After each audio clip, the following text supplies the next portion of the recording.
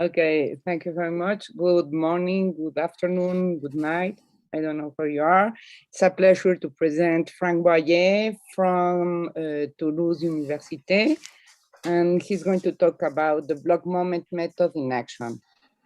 So thank you, Franck.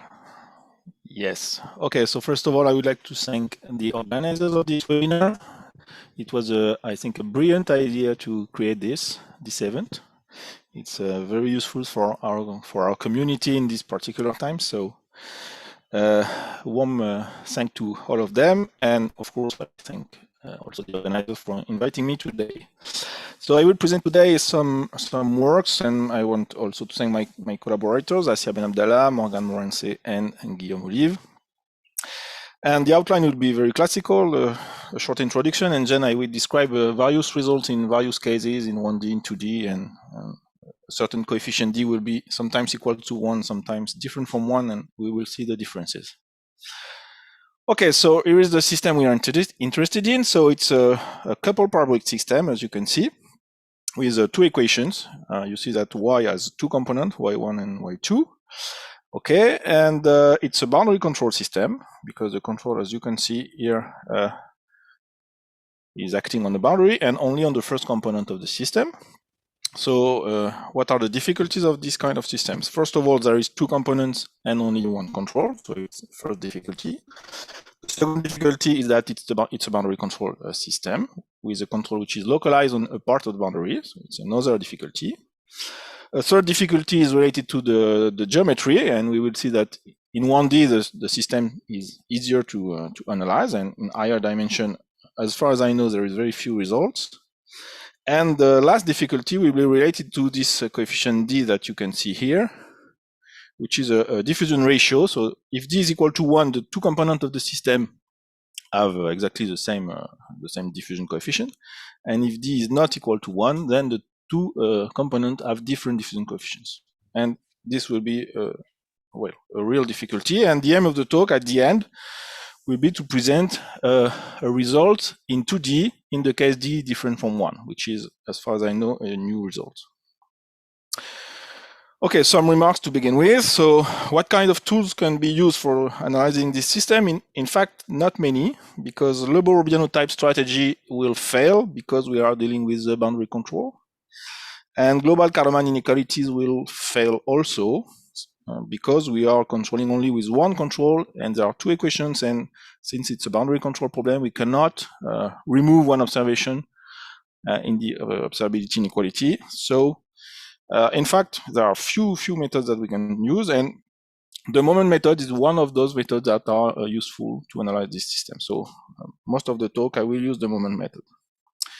I will discuss at some point some generalization. First of all, the Laplace operator can be changed by, let's say, any other elliptic operator. Not all the elliptic operators, I will discuss that later. And the coupling matrix that you can see here, I will call it M in the talk, can be, of course, this one, 0, 0, 1, 0, or any other matrix as soon as the Kalman condition holds. So what is the Kalman condition? The Kalman condition is just the fact that this coefficient here, M21, is not 0, and this is related to the fact that if this coefficient is 0, you can see that the second equation in the system is free. The control is not acting on this equation, so there is no hope to control the system.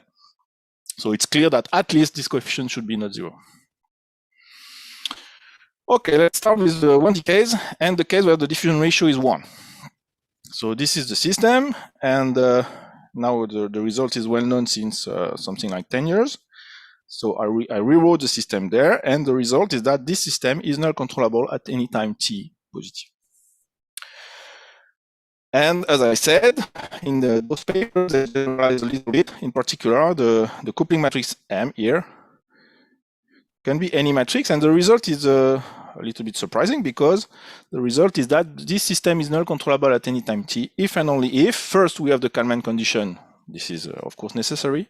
And there is a second condition that I call a non-resonance condition. And the condition says that if you have an eigenvalue of the matrix M plus an eigenvalue of the Laplace operator, which is equal to, so the sum of the two is equal to the sum of another eigenvalue of the matrix plus another eigenvalue of the Laplace operator, then necessarily theta should be equal to theta tilde and lambda should be equal to lambda tilde.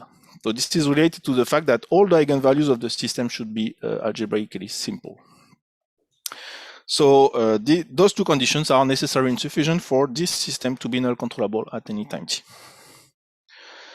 Okay, so I would like to use a slightly different formalism. So the system is exactly the same, but I want to advertise you to use, in fact, the tensor product formulation that I found much comfortable to deal with those kind of systems. So this is exactly the same system as before. The only difference is that I identify now the space L2 with values in C2, so the space of functions with two components, with the tensor product C2 cross L2. And this enables us to really distinguish what happens on the component level and what happens on the, let's say, differential level, okay? So as you can see, this is the identity matrix because all the components of the systems are, we apply to all the components of the system the same operator minus Laplace. This is the coupling matrix. This is the identity because the coupling is simply coupling the equations without any differential operator. Okay, and the control operator B calligraphic is 1, 0, which is related to the fact that the control applies on the first component, cross B, and B is simply the boundary control, scalar boundary control operator. And as you know, it's easier to write its adjoint, and the adjoint of the upper B is minus the normal derivative. In our case, it's minus dx at 0. So this is just a formalism. Don't worry about that, but it's easier to make the computation. Actually, I found that it's easier. So now what is the proof of this result? So it's not exactly the original proof, but it's kind of variant. So I will denote by capital lambda the spectrum of the minus Laplace operator in 1D with homogeneous Dirichlet boundary conditions. And phi lambda will be the associated eigenfunctions. So now I define phi lambda 0, big phi, as the product 1, 0 cross phi lambda. So this is nothing but the function, the vector valued function with phi lambda on the first component and 0 on the second component. And big phi lambda 1 will be 0, 1 cross phi lambda. And if you do the computation, you see that phi lambda 0 is an eigenfunction of the adjoint of this operator A, associated with the eigenvalue lambda. And you can compute B star of this phi lambda, and what you find is minus phi prime lambda at 0. This is a number, and this number is non-zero and behaves like square root of lambda. And phi lambda 1, big phi lambda 1, is nothing but the generalized eigenvector associated to phi lambda 0, and B star of this guy is 0. You can do the computation. This is related to the fact that 1, 0 there is orthogonal to 0, 1 there. So when you make the computation, you find 0. So this is a Jordan chain, in fact, associated to the eigenvector phi lambda 0. Okay, and so finally, the original control problem can be written equivalently as a moment problem. And this is because the family of functions phi lambda 0, phi lambda 1, when I take all those guys, this is the complete family in the state space. So in fact, it is enough to test the control problem and the equation S against the solutions of the backward equation with a final data equal to phi lambda 0 and phi lambda 1 for any lambda. So if you do that, you arrive to a countable family of equations that I wrote there. So a first family related to the eigenvector, and the second family related to the generalized eigenvector associated to phi lambda 0. And what you are looking for is the function v, which in this case is a scalar function. So v of t is a function in L2 of 0t. Okay, so to simplify a little bit the notation, I will, in all the talk, write u of t to be v of capital T minus t. Is just to change the sense of the time. And of course, it's harmless. It's just to simplify the writing. So this is the same problem with this new notation. And you see that the red terms here are the same. They are b star of phi lambda 0, this one and this one. And it's not 0. So this is the important fact. And so if it's not 0, of course, I will divide by this quantity. And this is what I do here. So those equations are exactly the same as before, except that I divided by b star phi lambda 0, and I introduced the notation psi lambda 0, psi lambda j to be phi lambda j, the eigenfunction or the generalized eigenfunction, divided by b star of phi lambda 0. So I can do that. And now I am, the problem is to find the function u that solves this moment problem. So you see that the right-hand side is given. This is depending only on the data. And I want to find a function u such that those two family of equations are true. Okay, so this is, I write again the same kind of moment problem on the left of the slide. And now you see that I simply note the right-hand side as omega lambda 0 because I really don't care about the exact formula for omega. The important point is that these source terms are exponentially small. So this is the estimate that are satisfied by these source terms. So how do you solve this kind of equation? The usual way to do is to find the solution u, as in the red box on the right, that is to say, as a series that is built with the omega here, the source terms, multiplied by some functions, q lambda 0, q lambda 1, and those functions are called the bi-orthogonal family. And what does it mean? It means that there are functions in L2 of 0t, such that these integrals relations are satisfied. So what does it mean? It means that this integral of ti exponential minus mu t times qj q lambda j is 0 every time, except if lambda is equal to mu and I is equal to j, in which case it's 1. So you see that if such a thing exists, you build the u as in the black or the red box, you put it in the integrals in the moment problem, and you see that all the term cancels except 1, and you obtain a solution. So of course this is formal, and you have to prove that the u of t, this series, is convergent. So the result is that such a family exists, first of all, and it satisfies a bound that you can see here, which is a bound as exponential epsilon of lambda, with epsilon tending to 0. And so you see that it works because, let's say this guy is exponential minus lambda t, this guy is exponential epsilon lambda, this epsilon lambda goes to 0 and lambda goes to infinity. So you see that the exponential minus lambda t wins in some sense. And so the product omega lambda times q lambda is something which is exponentially small. And so you can sum the family and you obtain the solution u to your moment problem.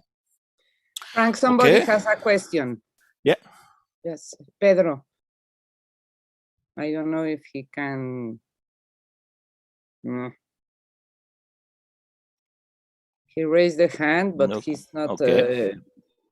Okay, let's see. Okay, so I think continue. Okay, so why does such a family exist, and why is it satisfying this estimate? It's because of two properties. The first one is the summability of the inverse of the eigenvalues. So this is equivalent to the existence of the bi-orthogonal family. So this is okay for the Laplace equation in 1D because the asymptotics of the eigenvalues is k-squared, let's say. And the estimate is related to what we call the gap property. This is the second block here, which means that any two eigenvalues in the spectrum are different eigenvalues are separated by a given number. So this implies the estimate that I wrote on the bi-orthogonal family. Okay, so in fact we can do a little bit better in that example, and we can show that in fact the bi-orthogonal family satisfies a little bit more precise estimate. And you see that the consequence of that is that in fact not only the problem is controllable, but we can estimate the control cost. And the control cost is exponential c over t times the initial data, and the c depends only on the coefficients of the problem. So this will be important at some point. Okay, so it was the case d equal to 1. Let us move to the case d different from 1. So you see this is exactly the same problem, except the fact that the diffusion coefficient there is different from the other one. Okay, so you have the first equation as not the same diffusion coefficient as the second one. And there the situation dramatically changes, and what was proved in this paper above is that in fact there is a minimal null control time for this problem. It means that for t larger than some t naught of d, depending on d, the system is null controllable, and for t smaller than t0 of d, the system is not null controllable. Okay, and this result is not empty. This is this remark, because they prove that, in fact, for any value of tau, there exist many values of d such that t0 of d is equal to tau. So, in fact, you can possibly have any value for the minimal null control time. The other remark is that there is an infinite countable set of value of d for which the system is not even approximately controllable. Okay, and this is really related to the fact that we are dealing with boundary control problem, because if you consider exactly the same system but with a distributed control, then there is no problem at all, and the system is null controllable for any time t. So how does it work? Let us look at the spectral analysis for this problem. So as usual, the important thing is to analyze the spectrum of the adjoint of the operator A. And so here is the result. So you see that if I take any eigenvalue lambda in lambda, so I recall you that big lambda is the spectrum of the minus dx squared, then I can build a function that I call phi d lambda, which is 1, 0 cross phi lambda. And if you do the computation, you observe that this is an eigenfunction for A star for the eigenvalue d lambda, okay, because of the coefficients d here. And if you compute b star of this guy, it's not 0, it's okay.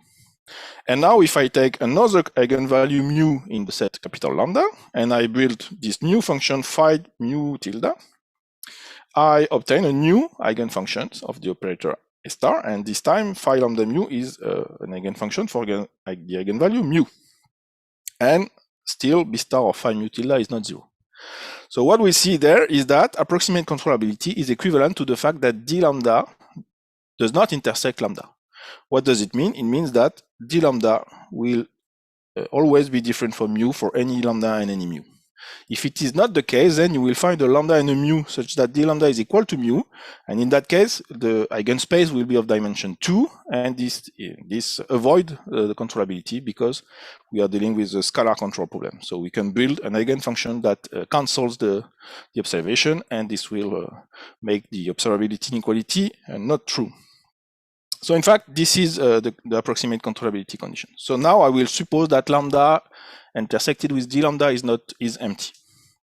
So if we assume that, so d lambda intersected with d lambda is empty, I recall there the formula. So you have the phi d lambda, which is an eigenfunction for the eigenvalue d lambda, and you have phi mu, which is an eigenfunction for the eigenvalue mu. Okay, and I use the same notation as before, that is psi.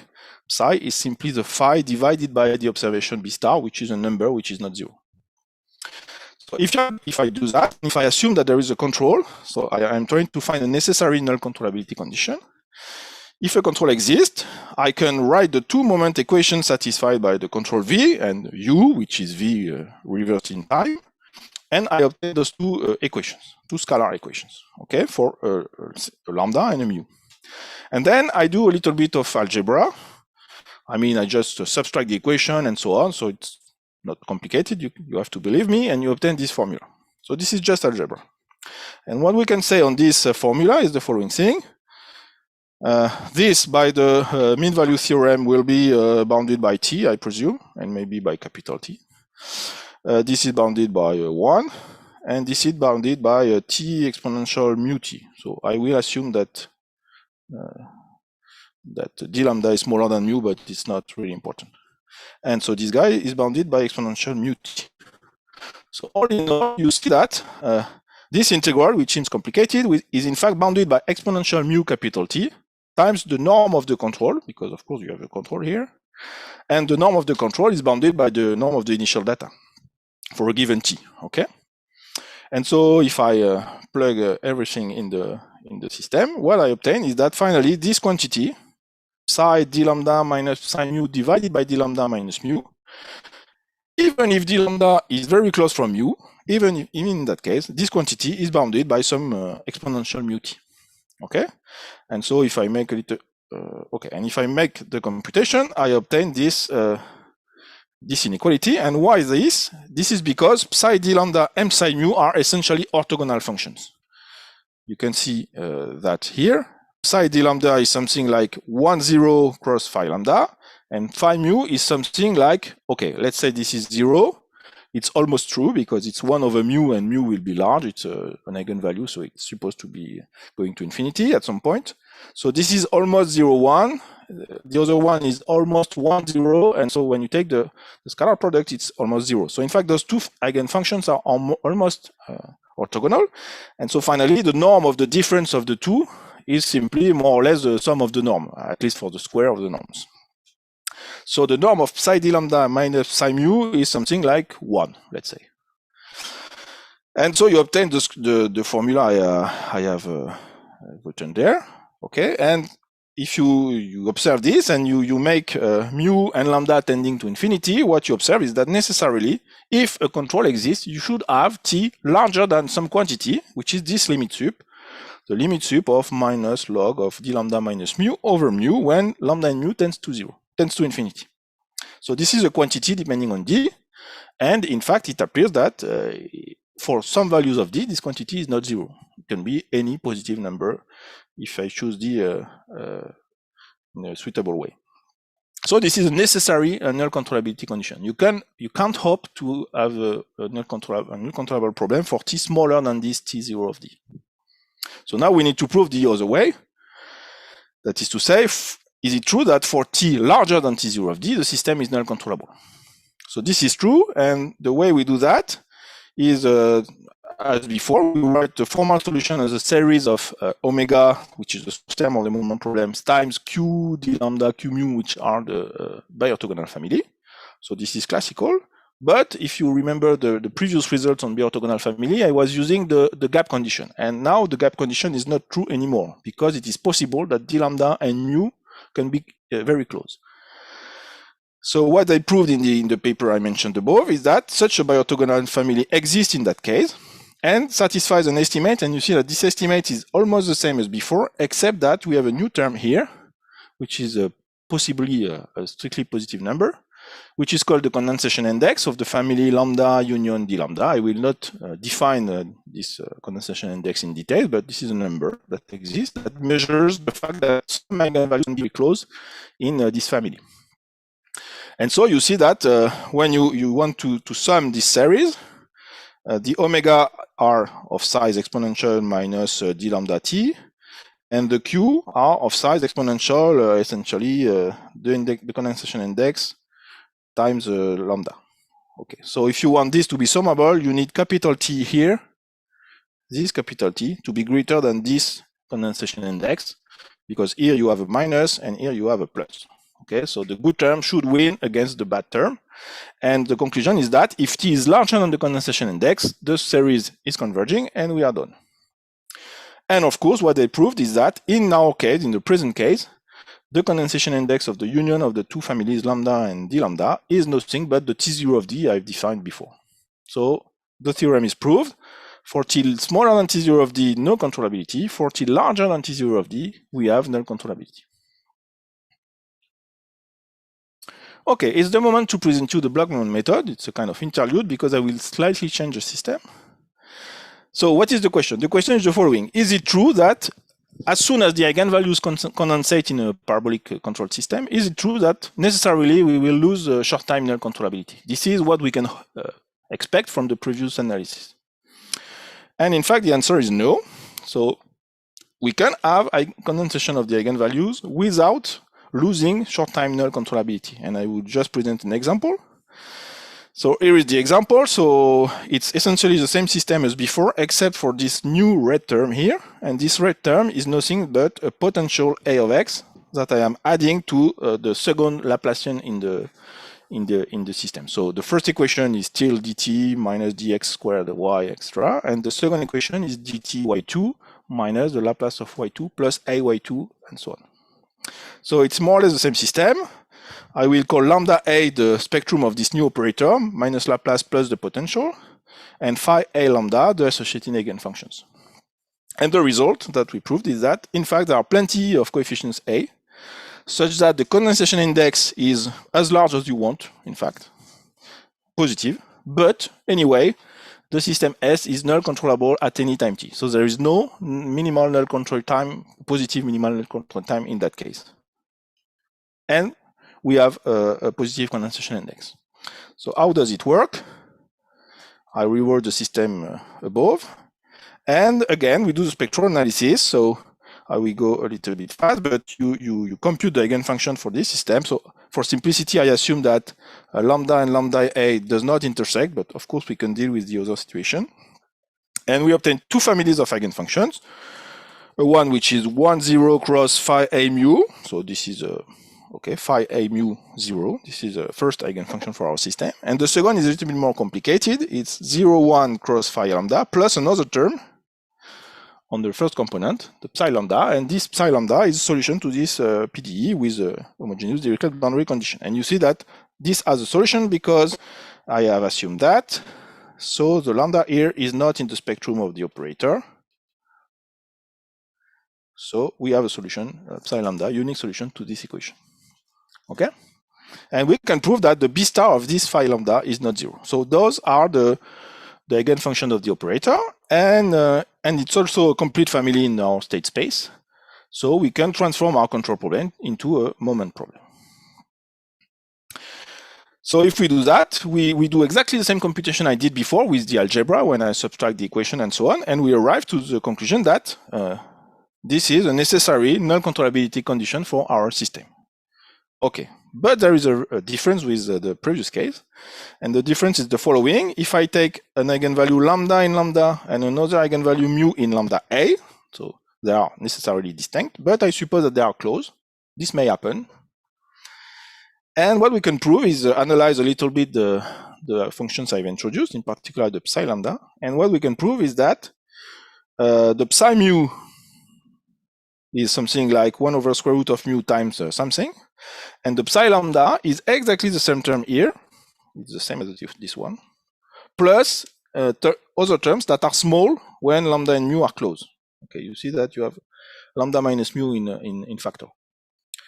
And so you see that when I compute this so somehow minimal control time, the psi lambda minus psi mu, of course the red terms cancel. And the only thing that remains is something which is of size lambda minus mu. So when I divide by lambda minus mu, I obtain a bounded thing, a bounded term. And this is what we obtain here. So psi lambda minus psi mu divided by lambda minus mu is bounded, even if lambda and mu are exponentially close. And so in fact, this lim sup there is nothing but 0. So you have a necessary null controllability condition, but which is of course useless. You simply found that for t should be positive.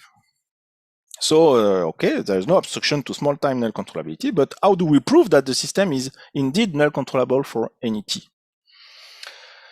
And this is where the block moment method appears. So, if we want to solve this moment equation in this particular example, we can try to do the usual way I've shown to you. That is to say, we try to construct U as the sum of the omega times the Q, where the Q sigma of the bi-orthogonal family, but we know that in that case, we will pay something which is related to the condensation index here.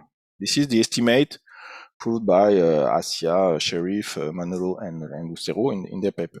And this estimate is almost optimal, so we can't hope to do better. And so you see that this will work only if t is larger than this condensation index, but we want to prove that in fact there is no minimal null control time. So it's not the good way. And there's why we introduce the block moment way. So the block moment way is the following.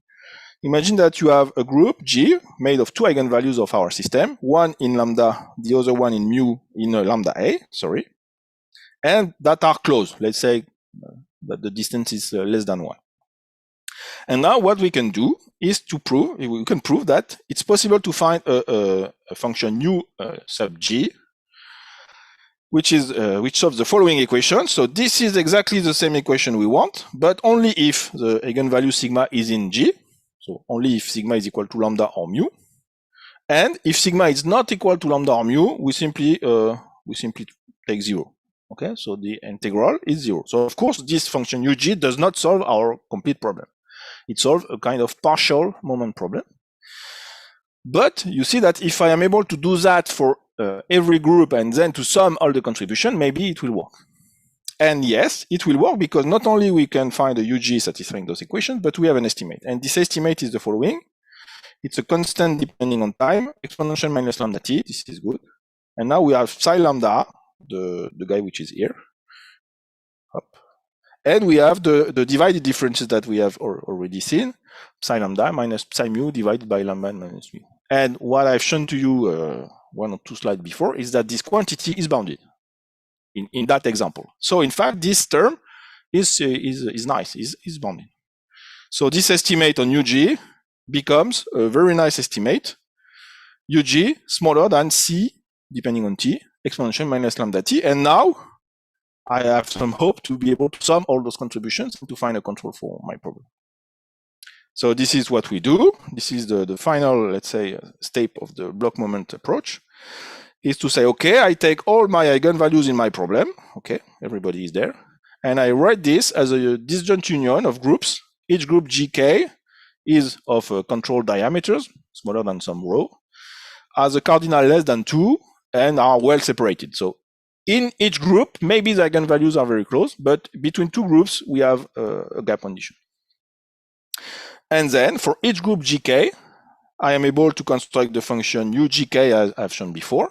Each of these functions solves the partial moment problem, but when I sum everybody, at the end of the day, I obtain the solution of the complete moment problem. And you see that it's summable, because each UG, I have an estimate which is essentially minus lambda kt. Lambda k is any element in the group GK. So this is exponentially small. I can sum and everything works. So at the end, we obtain that the system above is null controllable at any time t, and that I need to solve the moment problem in a slightly clever way than the brute force, let's say, and not just looking at the biorthogonal family. It's not enough to capture the whole phenomenon that is related to the fact. So I want to insist on that. The important fact is the fact that this quantity is bounded. This is the main thing in the analysis. Of course, if this quantity is not bounded, you don't gain anything. Okay. So now let me just make the things a little bit precise concerning the block moment method, because I will need that later in the last part of the talk. So I need to precise a little bit and to define a class of families of eigenvalues. And this class is called LWN rho K, or kappa. So it's very much inspired by the works of Fattorini and Russell, but it's slightly different. So what I ask to a set in this family is 2 things. First, I ask a precise asymptotic behavior. So you see that this is measured by the counting function. So this is the counting function. This is definition. It's the number of elements in S that are smaller than a given R. Okay, and this number should be bounded by some kappa times square root of R. You can take any other power of R less than 1 if you want, but I will just concentrate on the case square root of R here. And so the kappa here is the kappa here. Okay, this is the constant in the asymptotic behavior. And the second condition is what we call the weak gap condition, which means that in any interval of length rho, there is at most n elements. Okay, so the n is here and the rho is there. So you take your set S. Maybe there are eigenvalues that are very close, but as soon as you take an interval of length rho, you know that you will have at most n elements in that set. So they can concentrate, but not too much. Okay, so the typical situation when this occurs, and it's in fact always the case in the examples that I will show, is when you take n families lambda I, each of them is a very nice family. I mean, you have the Weil asymptotic, for instance. You have the usual gap condition for each family. Okay, and now you take the union. So of course, when you take the union of families that satisfy a gap condition, it may happen that 2 eigenvalues of 2 different families get close. You don't know. So this is exactly where the weak gap appears.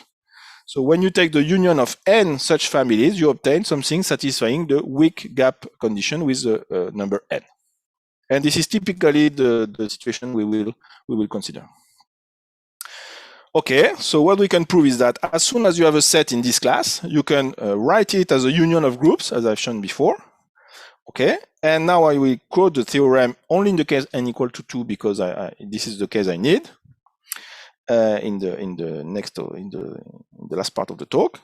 And the important point is the fact that everything is uniform. So there exists a constant C that depends only on rho and kappa.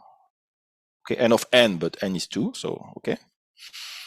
And so it does not depend nor on the data, omega, nor on the time t, and of course not on the k, which is the index of the group. So everything is uniform in this estimate. And what it says that you give me any source term omega sigma, okay, any s in this class, any source term omega sigma, any time t, then I am able to build the control UK function that satisfies the partial moment problem. So it's the same as before. It's the integral of exponential minus sigma t uk is equal to omega sigma if sigma is in the group and 0 if not. And we have a uniform estimate. I mean, the constant c there only depends on rho and kappa. Okay. So what we obtain is something like square root of sigma times a logarithm term, but it's not important. C over t, this is important to obtain the control cost at the end, plus a term that now you know very well, the omega, plus the divided differences, exactly as we did before. And of course, I deal with the case where gk has a cardinal exactly equal to 2. If gk is only a single element, of course, you don't have this term. You just have the omega, the only omega in the group. Okay, so keep that in mind. It will be important at some point. Okay, I will move now to the 2D case. And I start with the case where the diffusion ratio is 1. So I mean that the two operators there are the same. It's minus Laplace on the two components. Okay, and I will be concentrating on the Cartesian geometry. I mean that omega is a rectangle, and the control will be acting on, for the moment, on one side of the rectangle. Okay, only in that interval. But the system is formally the same. Okay, so I write again the same system but with the tensor product formulation. So it's exactly the same system. Okay, I will just describe here the fact that what is important in that formulation is the fact that here we more or less recognize the Laplacian, and it's important to see that the Laplace is the sum of two operators. In fact, one operator which is acting only on the x1 variable, and one operator which is acting only on the x2 variable. And this will be actually crucial in the analysis. Okay, and maybe I will describe the control operator. So here we have the term that says that the control acts only on the first component. Here we have the fact that, so B is the operator such that B star is minus dx at 0. So this is the boundary control term. And this is the characteristic function of omega 2 that says that the control only acts on omega 2 in the variable x2. Okay, and the result is that this system is not controllable at any time t positive. So, of course, this is very easily generalizable, and I will do that just to say that, in fact, the fact that the operator is the Laplace is not that important. What is important is the structure, okay? The fact that it's an operator acting only on the x1 variable plus an operator acting only on the x2 variable. So let's call those two operators A1 and A2. Okay, so maybe both are the Laplace, but it's not useful. And okay, we can also replace this matrix with any matrix capital M that satisfies the assumptions I've mentioned before in the 1D case, that is to say Kalman, this is mandatory, plus the non-resonance condition I've mentioned. Okay. So there is an easy case. The easy case is the case where the small omega 2 is equal to the complete omega 2. So the control is supported in the whole face of the rectangle. Why is this simple? Because we can somehow do the Fourier transform in the x2 variable, and this can be written like that. Your solution y can be written as a sum of y lambda 2 cross phi 2 lambda 2. So phi 2 lambda 2 is the family of eigenfunction of the operator A2, this one. Okay, and the control V is the same, can be chosen as decomposed in the family, in the Hilbert family form of the eigenfunction of the operator A2. So when you do that, you plug that in the system, and you find that finally all the equations are not coupled anymore. And finally, you have, for each value of lambda 2, you have a 1D control problem to solve, which is exactly the 1D control problem that I've presented a few slides ago. So just a difference, you see that here you have the plus lambda 2. So the operator is A1 plus lambda 2. For each lambda 2, you have a control system in 1D for the operator A2 plus A1 plus lambda 2. So in some sense, the spectrum is translated at each lambda 2. But this is not a problem because lambda 2 is positive, so you translate in the good direction. And finally, you can solve this control problem, sum all the contribution, and it works very well. So this is the easy case. The less easy case is the case where omega 2 is a subset, a strict subset of capital omega 2. So now your control is acting only on the subpart of the boundary of the rectangle. And now we need to use a kind of Lebor-Biano approach to, in some sense, restrict the control on this subset. Because of course, the previous construction here, you see that the V is decomposed in the basis of the eigenfunction. There is no reason for which this V will be supported in omega 2. It's false in general. So we need to use a Lebor-Biano kind approach. I will not give the details. But what are the ingredients? So for instance, we use a version by Luc Miller, but there are other ways to do.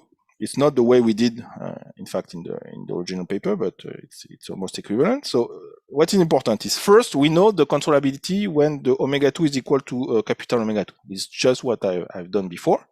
This is important. And this is crucial that we know the estimate of the cost. Because as you know, in the Lebor-Biano construction, we are more or less constructing a sequence of controls with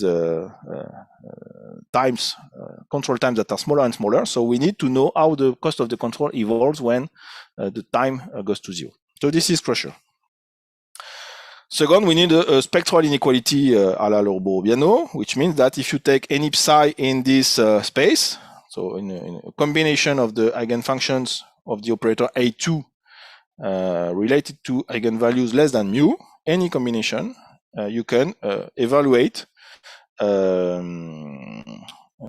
Of course, the inequality is written. Okay, there is a mistake. Here you have the indicatrix, and okay, the other way is trivial, of course, so it's not. Okay, sorry for that. And so you have this spectral inequality. Okay, so this is well known. This is the work by Lebor and Biano and so on. And finally, you have a dissipation property. It means that as soon as you have a psi that is for which the second component, so the component in the x2 variable, is orthogonal to this these eigenvalues, the eigenvalues phi 2 lambda 2 for lambda 2 less than mu, then as soon as you have that, the semigroup associated to the operator A star dissipates like exponential minus mu t. Okay, and what makes this thing work, as you know, is the fact that this power is the square root of mu, and this power here is minus mu t. So there is a competition between dissipation and the loss you have with the spectral inequality, and finally the dissipation wins in some sense, and everything is okay. So I will not detail that, but it's doable, and it's doable in the case d is equal to 1. And I have to say that we need m to satisfy the non-resonance condition. If not, this does not work. Okay, now I move to the, let's say, the new part of the talk in some sense, the newest part, which is the case, the 2D case in the case d different from 1. So let's start with this case. So as you see, it's exactly the same as before, but now I have here a coefficient, a different coefficient that is possibly not equal to 1. In fact, even for d equal to 1, our result is interesting, as I will show you. But imagine that d is not 1, okay, to fix the ideas. So the first thing is that even if you control everywhere in the boundary here, we know that the null controllability cannot hold if t is smaller than the t0 of d, the same that I defined before. This is just because if the 2D system is controllable, in some sense, necessarily the 1D system is controllable in that geometry. And so we have at least that the short time null controllability cannot hold. Okay. If the minimal null control time t0 of d is 0, then we can prove that the null controllability holds for this 2D system. However, as far as I know, if the minimal null control time t0 of d is strictly positive, and if omega 2, small omega 2, is not the whole boundary capital omega 2, as far as I know, I don't know if the system is null controllable for t greater than t0 of d, and this is because we cannot use the Lebor-Biano approach. Well, in fact, we don't know how to use, I should say, because if t is smaller than the minimal time, and as I said in the Lebor-Biano approach, you have to take sequences of times that are going to 0. So at some point you will be less than t0 of d. And in that case, well, the cost blows up and we don't know what to do. Okay, so now the question that was investigated by in his thesis was what happens if we try to control on the two two parts of the rectangle. So you have one control here on the left boundary of the rectangle, and let's say one other here in the bottom boundary. And what he observed at that time it was that, in fact, in that geometry, the approximate controllability holds for any value of d. So you don't have any condition on d. If you have those two controls on those two parts of the boundary, then the system is approximately controllable for any value of d. Okay, and the other thing that he observed is that if d is equal to 1 and if the coupling matrix M here satisfies the Kalman condition, still in this geometry, the system is also approximately controllable without any non-resonance assumption. So there are examples where if you remove one of the two controls, the system is not approximately controllable. If you put the two controls, it's approximately controllable. So in other words, the geometry of the control support matters. So the place where you are controlling the system is important in that system. And so this is a theorem we proved very recently with Guillaume. So you take this system above, it's written again with the tensor product formulation because I love it very much. But it's exactly the same system. So you have two kinds of control there. You see you have the control V1 that is acting on omega 1 and the control V2 that is acting on omega 2. And the result is that this system is non-controllable at any time t for any value of d. And we have an estimate with exponential c over t of the control cost. And as I said before, even for d equal to 1, this result is new because we don't need M to satisfy a kind of non-resonance condition. So in the few minutes I have, I want to explain you how this works. Okay, so first of all, I will only deal with the case where the two controls are supported in the complete edge of the rectangle. Okay, so the small omega 1 will be 0x1 and small omega 2 will be 0x2. It's easier, and we did use the general result by a Leborobiano type argument, so I will not detail that. So what is changing in the operator is that,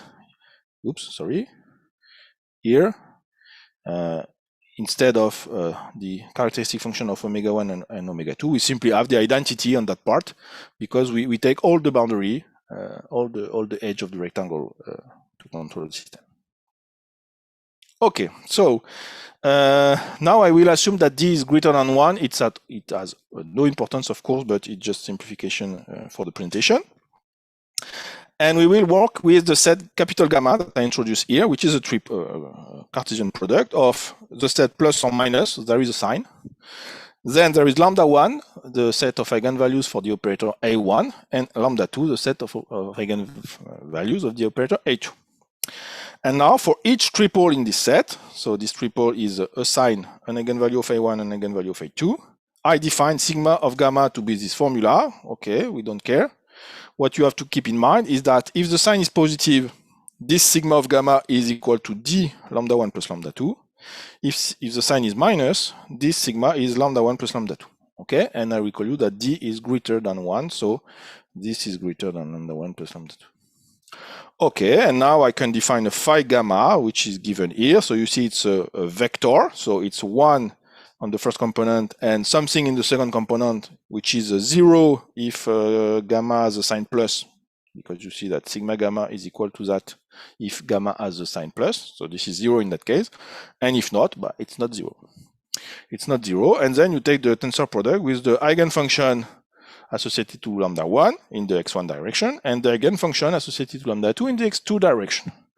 So as you see, it's not phi lambda 1 and phi lambda 2. I wrote psi because I decided to reuse the same notation as before, which is there. I mean, psi 1 lambda 1, for instance, is phi 1 lambda 1 divided by the b star. Okay, so it's just a kind of normalization I choose to simplify the formulas. Okay, so this guy, it appears to be an eigenfunction of the operator A star, which is written up there. So it's an eigenfunction for the eigenvalue sigma of gamma. And I can compute b star of phi gamma. Be careful, this is not a real number anymore. This is a couple of functions because now the control is a couple of two functions. One is a function of x1, and the other one is a function of x2. So this b star phi is not at all a number. Okay. Well, and the last remark is that this family phi gamma is complete in the state space. So actually, we can write a moment problem, a kind of moment problem, which is equivalent to the control problem. So let's do that. The formula is a bit full, but it's not really important. What is important is the final result. So as you can see, when I test the control problem against the solution of the adjoint problem associated with the phi gamma, I make all the computations and I obtain this formula. Well, very well. And now the idea is to say, okay, U1 is a function of the X1 variable. I can decompose it in the family of eigenfunction of the operator A1. And U2 is another function of the X2 variable. I can try to decompose it in the Hilbert family of the eigenfunctions of the operator A2. So this is what I do. The coefficients there are now scalar. U1 lambda 1 for any lambda 1, U2 lambda 2 for any lambda 2. And if I choose to look for U1 and U2 in that form, what I obtain at the end is this set of equations. So as you can see, I recall you that gamma is a sign cross lambda 1 cross lambda 2. For any triple in that set, I have an equation. Okay. So let me summarize a little bit. So we are now looking for two families of function, U1 lambda 1, U2 lambda 2, satisfying this set of equations. Well, okay, this looks like a moment problem, but actually it's not really a moment problem. So just have a look to this. In fact, the same function U1 lambda 1, for instance, for a given lambda 1, appears many times in this system. In fact, for each gamma for which the lambda 1 element of the triple is equal to the value I've prescribed, you obtain the same function here. So in fact, for all the gamma in this subset, you see that here I have fixed the lambda 1. For each gamma in this subset, the same function U1 lambda 1 appear in the formula, in the equation. And of course, the same for U2 lambda 2. So this is the first remark. The second remark is that exactly the same integral can appear in many equations. And just have a look to this. I take a lambda 1 in lambda 1 given. I put it in red. Okay. And then I construct two triples. One is plus lambda 1, lambda 2, and the other one is minus lambda 1, lambda 2 tilde. One is in blue, the other is in green. And then I look at the equation corresponding to those two values of gamma. So, okay, I wrote what we obtained. And what we can see is that if it happens that this quantity is equal to this quantity, and this is possible because lambda 1 is fixed, but I can play with lambda 2 and lambda 2 tilde. And it may happen that for some lambda 2 and some lambda 2 tilde, this equality is true. D lambda 1 plus lambda 2 is equal to lambda 1 plus lambda 2 tilde. Okay, so be careful that here there is D and here there is no D. Okay, this may happen. And if this happens, it means that this sigma is equal to this sigma. And of course, this is the same function here. So in fact, those two integrals in the two equations are exactly the same. So we cannot imagine that all the equations are separate. Okay, they are related to each other. And it can happen another problem is that, okay, sigma of gamma can be different from sigma of gamma tilde, but they can be very close. And as we have seen before, when we have a moment problem with close eigenvalues, this can be a problem, and this can relate, we can experience some issues and maybe some minimal time condition or I don't know. So this is a problem we have to take into account. So what is the resolution strategy we developed? For the moment, assume that the source term here, so this is given, this depends only on the data, okay? It is the same here. Assume that I am able to write it as a sum of two guys, omega gamma 1, omega gamma 2. Of course, there are infinitely many ways to do that, okay? But imagine that I am given this decomposition. Then I can simply say, okay, I will solve the equation in the red box by solving, in the one hand, this problem for any lambda, for any gamma, and in another hand, this problem. If I solve the two problems, I sum the two equations, of course, I obtain the equation in the red box, and I'm done. Okay, imagine we can do that.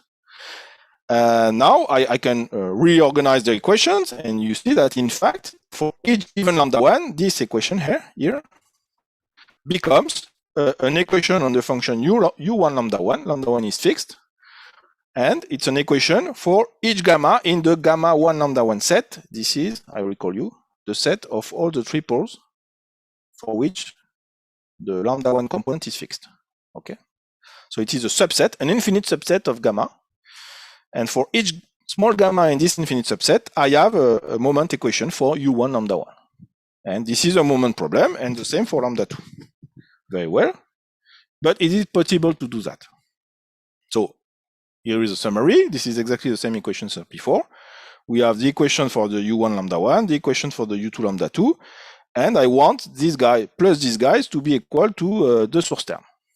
Well, okay, but of course there are issues. So the first issue is related to what I said before, the fact that the same equation, the same integral can appear twice. And we have seen that it is possible that two different gamma and gamma tilde lead to the same eigenvalue sigma. So in that case, you see that I don't have the choice. I need, if I want this to have a solution, I need omega gamma 1 to be equal to omega gamma tilde 1. It's mandatory. If not, I'm sure that those equations don't have any solution. First thing. Second thing, if for some gamma and gamma tilde, the sigma gamma is very close from the sigma gamma tilde, we have already seen that in that case, we will pay in the control cost, and we will pay something which will be more or less proportional to this quotient. We have seen that before. That is to say, the source term omega gamma 1 minus the source term omega gamma tilde 1 divided by the difference between the eigenvalues. So if I'm not careful, this quantity will be unbounded and it will not work. So, and of course, I have the similar problem with the omega 2.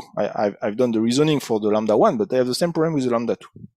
So now the problem is, can I find a decomposition of the source term in two parts in such a way that those constraints are satisfied in some sense? And the answer is yes. This is the key result, in fact. So there exists a number row strictly positive and two families of number, omega gamma 1, omega gamma 2, such that the sum of the two are equal to the source term I want. So I recall that depends only on the data. And that satisfies those two properties. So the first property is that when the lambda 1 is the same and the eigenvalues are close, then necessarily the omega are the same. This is the condition I want to impose. And the same for lambda 2. When the lambda 2 are equal and the sigma are close, then the omega index 2 are equal. If this is true, then I will avoid all the problems I can have in the solution of the moment problem. Okay, so how do we do that? I need a little bit of notation. So R gamma will be just I give a name to the source term. I don't care the formula. And then I need a notation to this condition.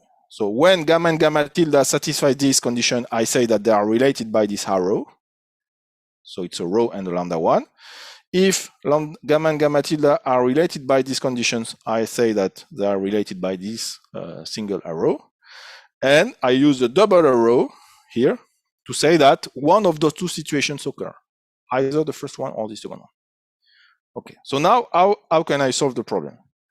The basic construction is the following. I take any element in gamma, any triple, a sine, a lambda 1, and a lambda 2, and I fixed arbitrarily the values of omega gamma 1 and omega gamma 2. For instance, 0 and r. I just want the sum to be equal to r, so I choose that, for instance. Okay, and now I take any other element in gamma which is related to this gamma naught. So either by this condition or by this condition. In the first case, if we are related by this condition, it means that the lambda 1 are the same and the sigma are close. So I know what I have to do. I have to take the same omega 1. So I don't have the choice. Necessarily, the omega gamma 1 is equal to the omega gamma 0 1. This is what I want. And once I have fixed the omega gamma 1, I don't have the choice for the other one because I want the sum to be prescribed. So for necessarily, the omega gamma 2 is equal to r minus the one that I have defined just before. I don't have the choice. And it's the same in the other case. If you have the other arrow, it's the same, except that now you first fix the 2, the omega gamma 2, and then you deduce the omega gamma 1. This is the constraint. Okay, so now you play with that. You start with the gamma naught, and you do that. Once you have computed this guy, you are obliged to define the values of this guy, and then the values corresponding to this guy, and so on. So every time you have a new element related to the gamma, you have a new value which is imposed to you. Very good. And it can happen that there are some how to say that, some other way to do, and gamma 1 is also related to the gamma 6, for instance, in that case. So okay, you solve for this guy, then for this guy, then for this guy, this guy, this guy, and then for this guy, then for this guy. Very good. But you can have a problem, and the problem is this one. If it appears that finally gamma 7 is also related to gamma 4, and it can happen, then you have a problem, because you have in some way two ways to define the omega corresponding to the gamma 4. One way by this path, and one way by this path. And there is no reason for why the two values will be the same. And in general, it's false. So we need to avoid this phenomenon. And to avoid this phenomenon, we need to study a little bit the graph structure of our gamma with this graph relation. And intuitively, what will happen is that we will take a value of rho which is lower. And when you diminish the value of rho, at some point we break some of those relations. And when you break relations, you avoid cycles. Okay. But of course, the big gamma, your set gamma, is infinite. So you need to take care. And this is in fact what we can do. So the result is the following. It's possible to find the value of rho small enough in such a way that the graph gamma with these arrows is in fact a forest. What does it mean? It means that there is no cycle in the graph. If there is no cycle in the graph, we are done. And in fact, we have also an estimate of the length of the path. Any path in the graph is finite first, and we have an estimate of the length, which is useful to have estimate. So at the end of the day, here is the forest. It's a nice forest, okay, with autumn leaves. And so the gamma can be written as the union of trees, and a tree is a graph like that. And a graph like that is very easy. You can start with any root. So you choose the values of the omega for that root, and then you follow the rules. Up, up, up. You deduce the values. You don't have the choice. Once you have defined the value of at the root, you deduce all the values in the tree, and you do that for all the trees. And in fact, we can do that. And with this particular value of rho that we have decided to choose, we can construct all the omega I have presented. And in addition, you have an estimate. So, okay, I pass with that. Yes, just a remark. So once we have the omega, you have almost finished, and we obtain that each u1 lambda 1 has to solve a problem like that, which is a very standard moment problem associated with a family of eigenfunction, which is this guy. And you see that this guy is a union of two families that satisfies the gap and so on. So it's exactly the case, the framework where the block moment is useful. You have a family of eigenvalues obtained as a union of two standard family of eigenvalues. And you see that this family depends on lambda 1. You have here lambda 1 and here lambda 1. So for each lambda 1, you have a new family to which you apply the block moment method. So that's why you really need in the block moment theorem to have uniform estimates. Okay, and that's what I'm writing here. This family is satisfying uniform weak gap assumption and uniform asymptotic behavior, independent of lambda 1. So you can solve everything. You can obtain estimates with constants that do not depend on lambda 1, and you can sum all the contributions and finally solve your control problem. Okay, so just to finish, I just want to give you an example. So this system is very simple, and in fact is an example such that if you control, so it's on the square 0 pi cross 0 pi. And this one, if you control only with one control, I don't know, for instance, this one, then the system is not approximately controllable. Okay? And if you do the converse, if you control only there, the system is not approximately controllable also. But if you control on the two sides of the rectangle, then the system is null controllable at any time t without any constraint. Okay, so as I mentioned before, we can manage the case where the control support is not the complete side of the rectangles. So this is doable with the Leborobiano type argument. And we can also, in some sense, study some 3D problems, but of course it's still Cartesian. I hope that I have been clear on that. The proof really is based on the fact that we are in a Cartesian situation. Okay, so it's time for conclusion. And so in summary, I hope that I have shown to you that boundary controllability for parabolic problems can be intricate.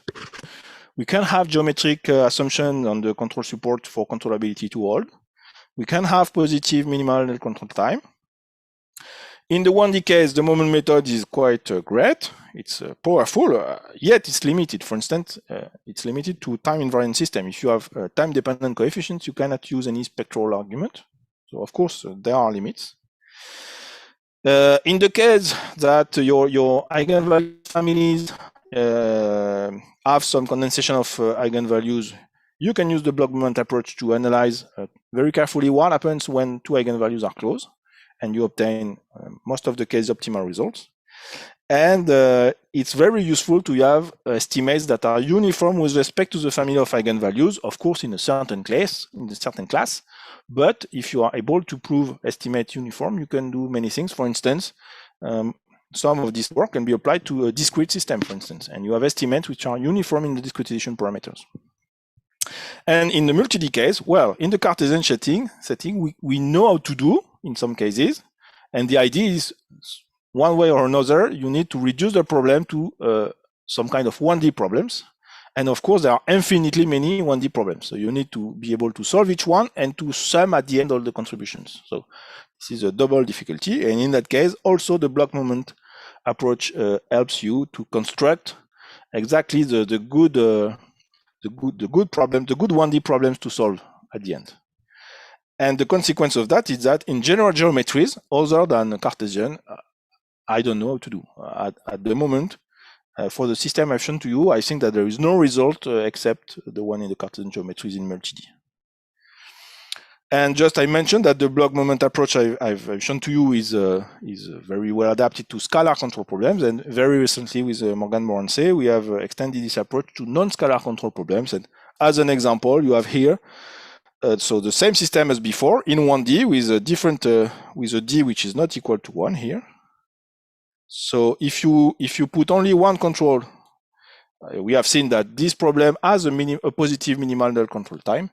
And what we prove with Morgan, among other things, is the fact that if, for instance, you use two controls, one on the left end of the interval and another one, for instance, here on the right end of the interval, then this new system is null controllable at any time t without any minimal null control time problem.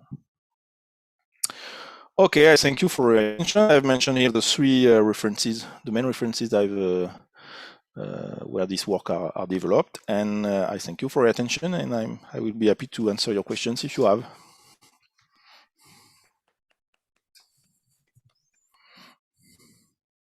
Hey, thank you very much, Frank, for your nice talk. So if you want to ask a question or have comments, please raise your hand or open your microphone and you do it, please. Also in the chat, you may put a message or something.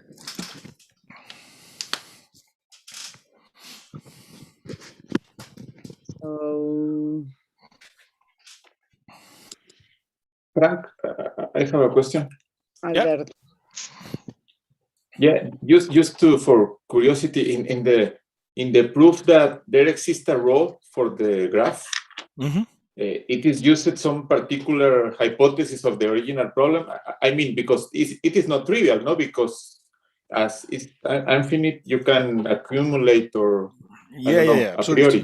If you take your row too large, you will have problems. For sure, you will have many cycles. So this value of rho depends on, of course, the value of the gaps for all the original eigenvalues, the lambda 1 and the lambda 2. It depends also on the asymptotics of this two family of eigenvalues and so on. So in fact, in the proof, we start with the value of rho. We analyze the graph, and at some point we say, we need rho to be less than this value. And hop, we diminish the value of rho and so on. And at the end, we are able to obtain a positive value of this rho for which we avoid every problem.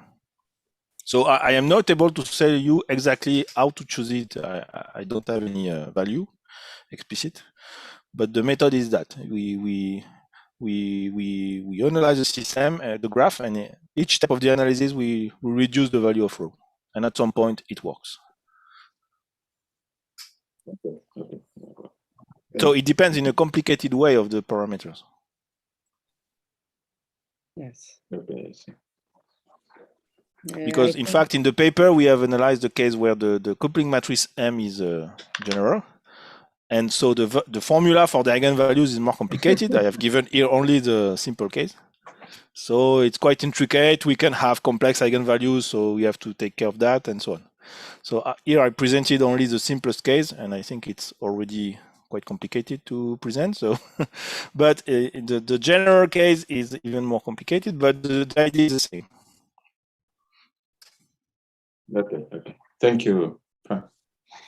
Thank you. I think Yves opened his microphone or not? No? I have one question. Jean-Michel. Yes. Is it when you have this metric with the A, is it possible to treat the case where A depends on time? Well, not with this method. No. Well, the method I presented today are really spectral methods. So as soon as the coefficients depend on time, in some sense, we are stuck. Asia? Yes. In fact, do you think that the minimal times, the positive minimal times, comes only from the approximate controllability? I will say it more clearly. In fact, Guillaume has proved that even if we have a resonance on the there are approximate controllability for the system.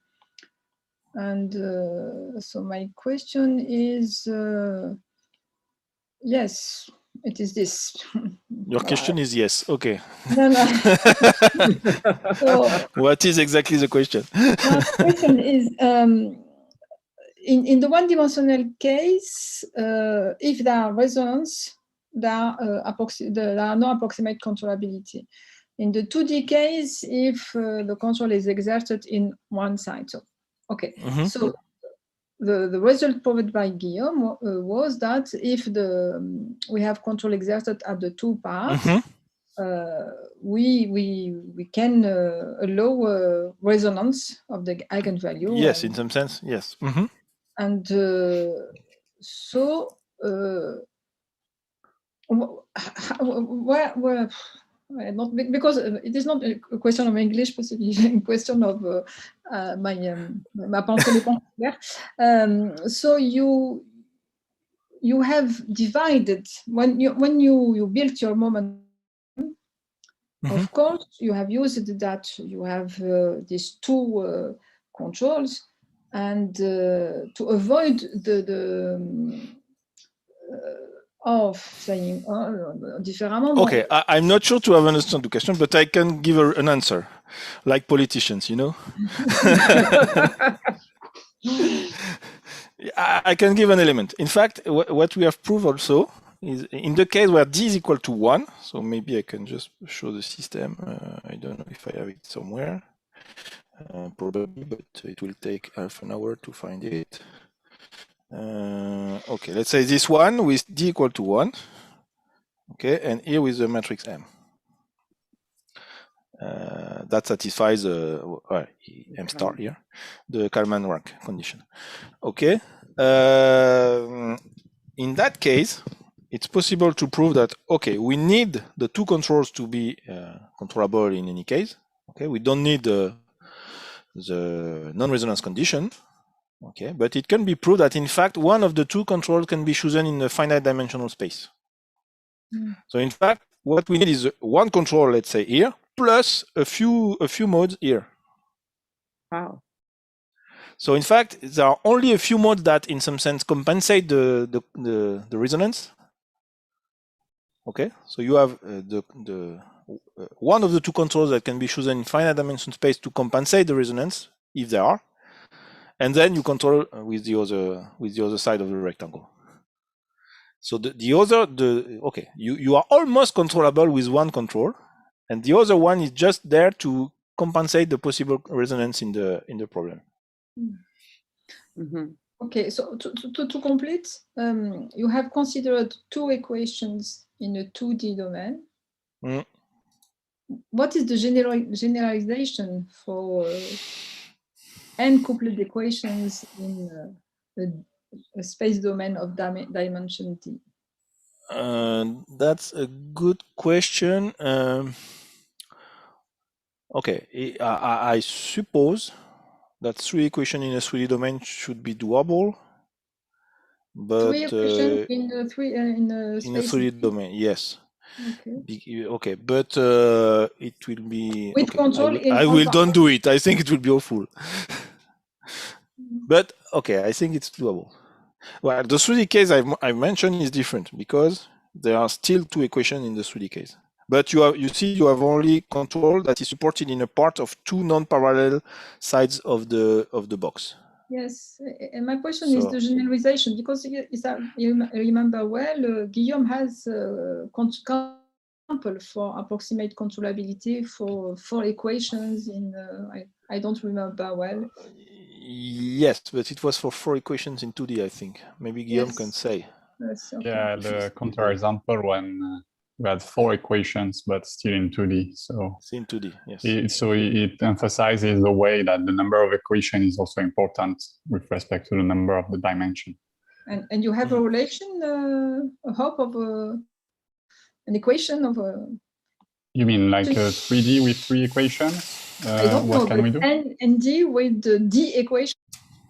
Can we hope a relation between the dimension or I don't know if it is the dimension. There is certainly, I mean, some if you expect a positive controllability result, well, you have 2 equations in dimension 2, but it's you cannot hope for a positive controllability result with dimension 2 and 4 equation, let's say. Even the approximate controllability fails. Yeah. So it's just to relate the dimension.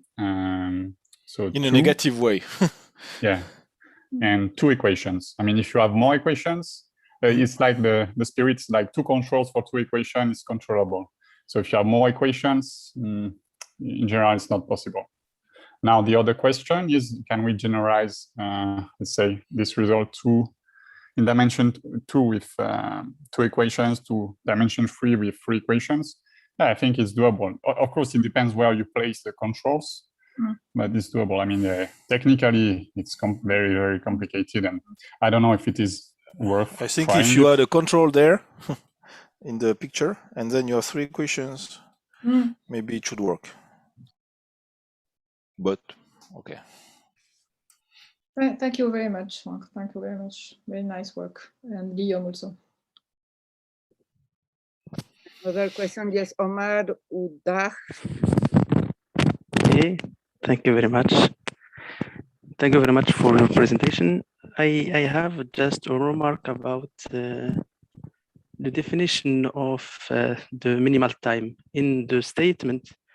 Yeah. If I understand you have the minimal time, you have a strict inequality in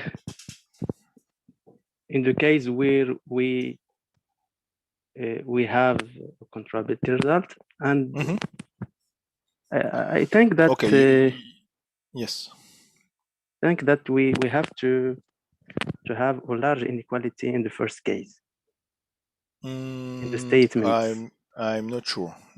Well, the answer is that I don't know. I don't know what happens when t is equal to the minimal time. In general, I mean, and I'm not sure that it's so easy. Okay. Because you see, it's okay. I'm looking for the page 8. The good slide. It's maybe there. Okay, it's this awful slide. Okay, let me. Okay, so the idea there is that this guy is okay. I will take this one. So this guy is like exponential minus mu t, and this guy is like exponential the condensation index times mu, let's say. Okay, so when t is exactly equal to the condensation index, well, you have to look at in some sense, the next order term. And as far as I know, This is not done in the papers I'm aware of. Okay. Maybe in some particular cases it's doable. We can obtain the precise behavior exactly at the for t exactly equal to the minimal control time. But in general, I don't know. Okay. I don't know if Manolo or Lucero knows that. I'm not sure. Not me. At least. Maybe in some example it can be done, but in general, I'm not sure.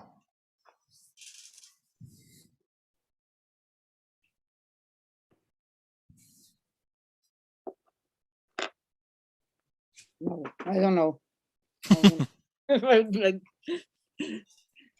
somebody has another question or comment?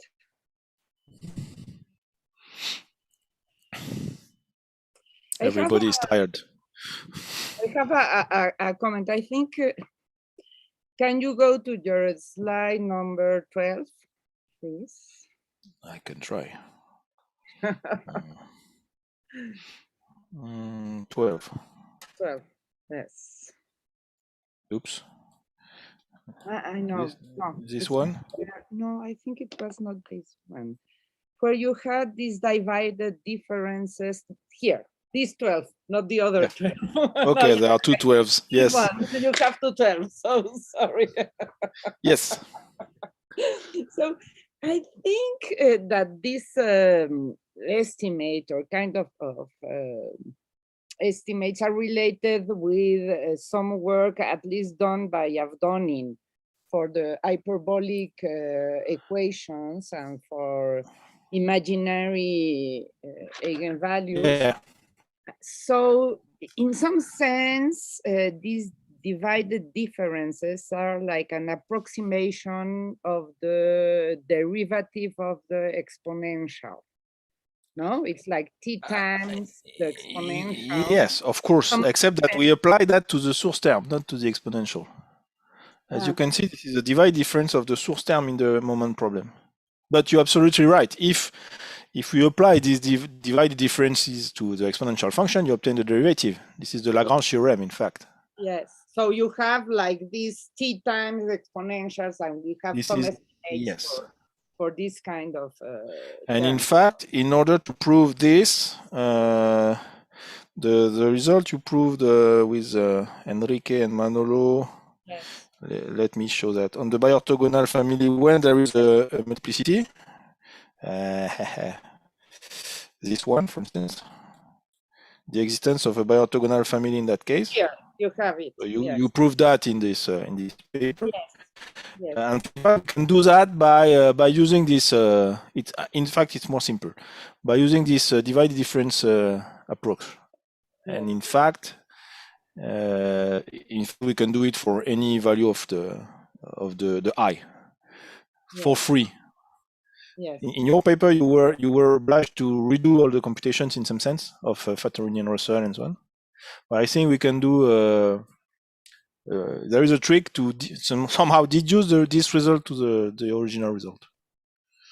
Yes. This is related to what you said. It means that the t exponential. Another way to say that, t exponential minus mu t is equal to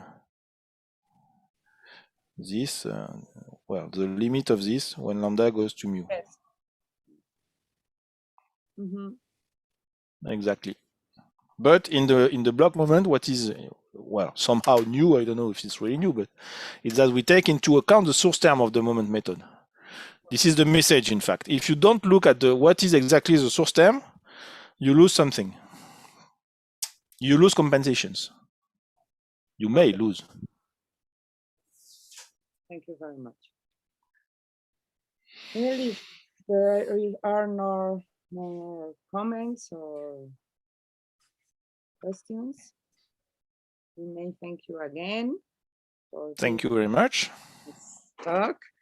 And I recall you that next week is a last talk. There are two talks next, and we stop for winter and summer holidays. It depends in which hemisphere. So we will stop for some time, and maybe we are deciding how to restart, because we think that in a lot of places you are having your activities, normal activities. So maybe we are going to change the way of doing the webinar, but it's a discussion.